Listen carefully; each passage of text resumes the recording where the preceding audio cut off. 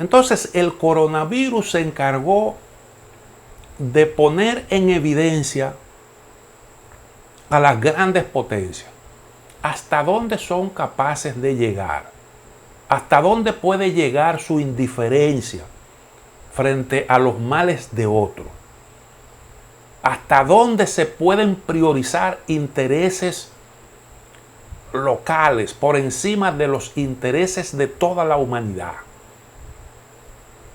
sin ningún tipo de hiel, como dice. Porque hubo, desde el principio, se sabía, porque si eso lo entendí yo, los que son expertos en estos asuntos, lo sabían de sobra, que usted requeriría, después que tuviera el antídoto, de desarrollar capacidades para producir. Pero los propios rusos dijeron en un momento determinado que ellos tenían que ampliar su laboratorio para producir vacunas y que eso le iba a llevar un tiempo. Ellos lo dijeron. Y tuvieron ahí, comenzaron a hacer unas inversiones. Pero pudimos haberlo hecho en la medida en que se trabajaba para desarrollar el antídoto. Y eso no se hizo. Y no se hizo porque se pensó que eso podía ser una herramienta de poder importante para competir, para reanimar su economía por encima de los demás y colocarse a la vanguardia. Eso se concibió como una herramienta geopolítica y como una cuestión de seguridad nacional, cuando se supone que la seguridad nacional debía consistir en la seguridad mundial. Porque este es un problema que puede tener esos descuidos y esas insensateces pueden tener consecuencias gravísimas. Y eso ya lo hemos hablado aquí hasta el cansancio, sin ser especialista en esto. Por los riesgos, por el peligro que hay. Entonces, lo que el coronavirus ha puesto en evidencia, eso no tiene madre. No solo se trata de las desigualdades, de las vulnerabilidades, de las iniquidades, de las deficiencias de los sistemas de salud, de la desprotección en que se encuentran millones y millones de seres humanos en el mundo, sino también los egoísmos, la maldad, la sangre fría con que se manejan asuntos que son de interés vital para nuestra existencia, la existencia de la humanidad. Todo eso ha quedado al descubierto. Y bueno, la pregunta es, esto afloró, pero ¿cuántas cosas estarán todavía en las profundidades? De esas cosas que no conocemos y que están por ahí en documentos clasificados y que nos los dejan ver parcialmente después de décadas, cuando ya no tenemos capacidad para indignarnos por el paso del tiempo y porque muchas veces los que vivieron los horrores pues ya no están. Y entonces todas esas cosas la humanidad tiene que tomar nota sobre eso, porque la única forma de exigir los verdaderos cambios está precisamente en que nosotros lo tengamos en cuenta. Luego tenemos, además de esos factores que ya mencioné, los nuevos aires, los nuevos vientos que soplan en los Estados Unidos de América, con el nuevo gobierno del señor Joe Biden, que yo creo que tiene buenas intenciones, aunque curiosamente, no obstante a que atacó duramente las políticas de Trump, en esencia él se ha aferrado a ese principio de América primero.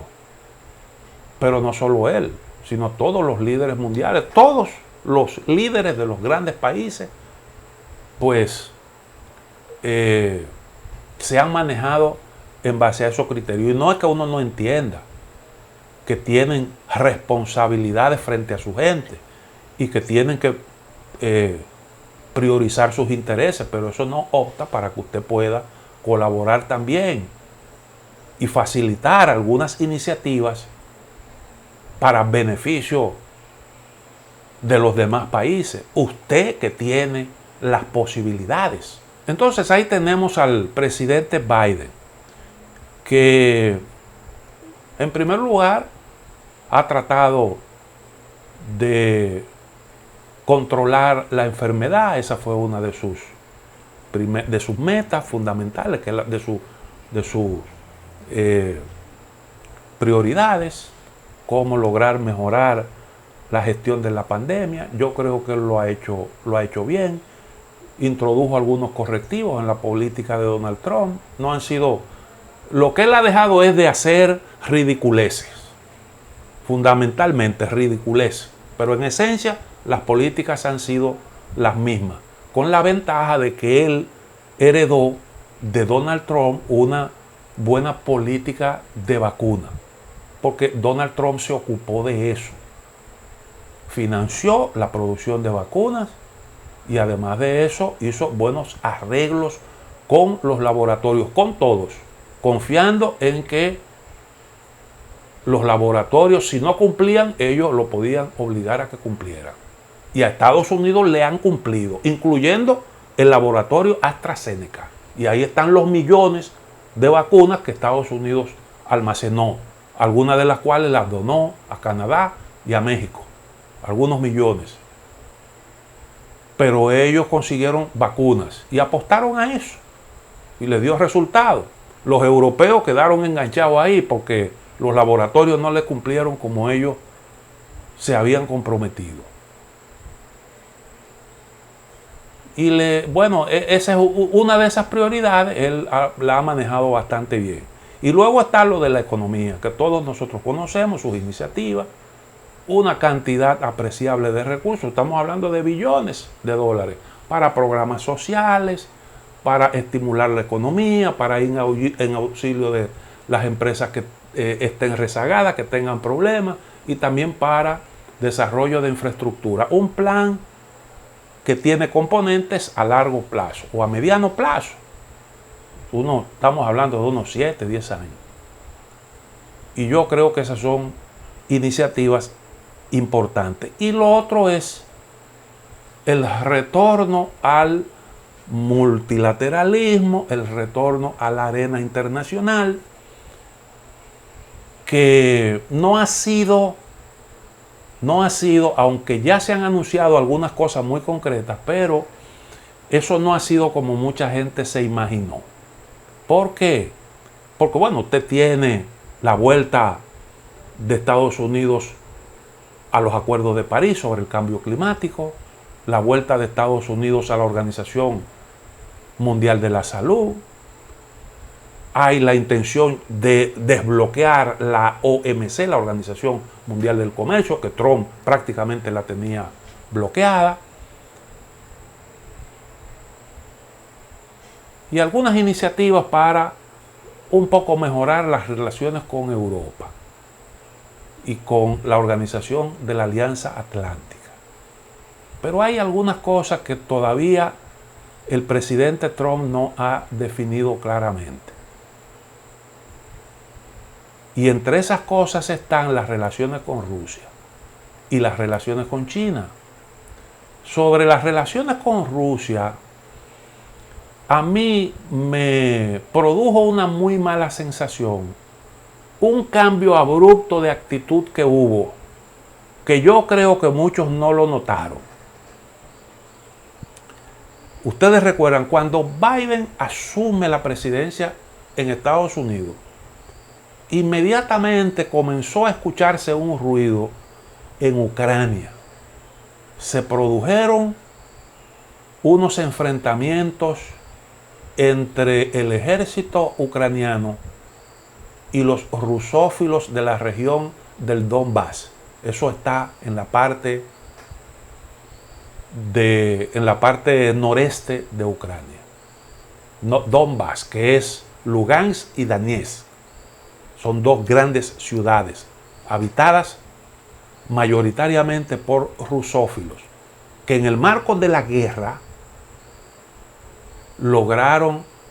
comprometieron al gobierno ucraniano con otorgarle amplia autonomía para un autogobierno. Seguían siendo parte de Ucrania, pero como regiones autónomas.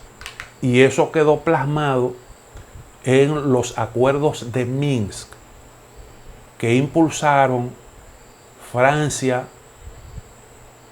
y Alemania.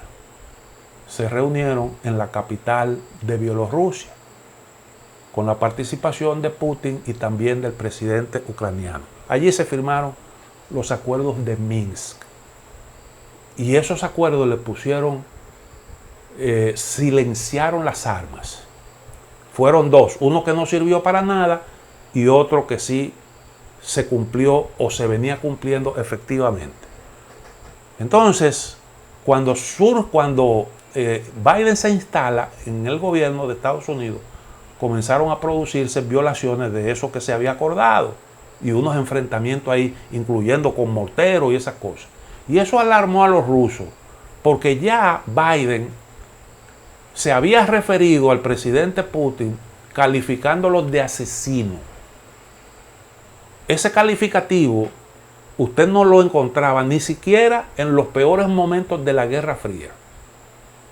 Un presidente llamándole a otro presidente, a un presidente de un país que no es un chinchorro de país, llamándole asesino, esas son palabras mayores. Y en un contexto como ese, entonces, eso que se estaba produciendo ahí le generó mucha alarma a los rusos. Y los rusos respondieron con una gran concentración de armas en la frontera con Ucrania. Ahí vimos equipos pesados, aviones, armas de grueso calibre. Quiere decir que los rusos se prepararon para algo importante. Y los norteamericanos en ese ambiente mandaron 2 naves de guerra, 2 buques de guerra al Mar Negro, entrando por el Bósforo. Y cuando yo vi eso, digo, bueno, aquí hay un problema. El presidente Biden aparentemente se alarma, llama al presidente Putin y le dice: ayude a la desescalada. Y le propone una reunión. Y Putin dijo que no, porque le habían llamado asesino. Y él le dijo, no, yo quiero que nosotros tengamos un encuentro, pero que el encuentro sea público y que se transmita por los medios. Y eso era retándolo a un debate prácticamente. Biden no aceptó. Y luego entonces vino la propuesta de una reunión. ¿Para qué? Según el secretario de Estado Blinken, para garantizar relaciones entre los dos países que sean, esas fueron sus palabras, predecibles. ¿Qué significa predecibles?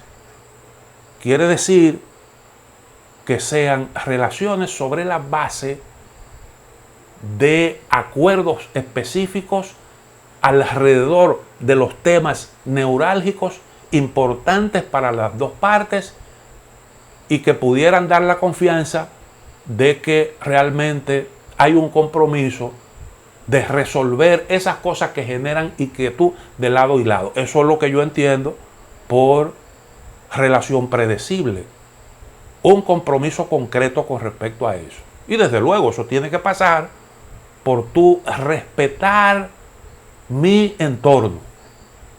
Porque si tú me vas a venir nueva vez con esa política de establecer bases militares en mi frontera, entonces así no nos vamos a poner de acuerdo. ¿Por qué? Bueno, porque los intereses vitales son los intereses vitales. Cuando los soviéticos metieron misiles en Cuba, casi se arma una segunda guerra mundial.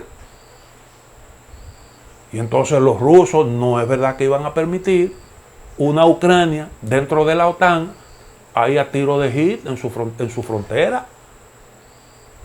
Cuando la OTAN incorporó a los países bálticos, Rusia pasó eso por alto. No que lo pasó por alto, sino que lo toleró porque estaba en una situación difícil.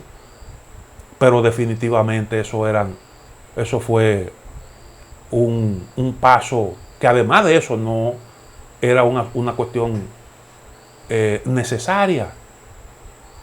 No era necesaria por una razón que yo voy a explicar en el próximo segmento y que aplica también al caso de China. Lo que yo quiero decir es que con respecto a Rusia hubo una intención, el discurso era realmente entrar en una etapa de confrontación directa, porque el discurso que mantenía era de acusación dirigida a Rusia de que se estaba metiendo en asuntos electorales de los Estados Unidos y bueno, y comenzaron con las sanciones aquellas. Y entonces ese discurso lo que presagiaba era esa confrontación. Y de repente hay una marcha atrás. Entonces, Estados Unidos, su política exterior se ha caracterizado por eso, que yo en un momento determinado la califiqué como la política de los tumbos en la arena internacional. Porque ahí hubo un primer intento de meterle mucha presión a Rusia y después una marcha atrás. Entonces, con respecto a Rusia, falta realmente una definición. Vamos a hacer la otra pausa y volvemos en un momento.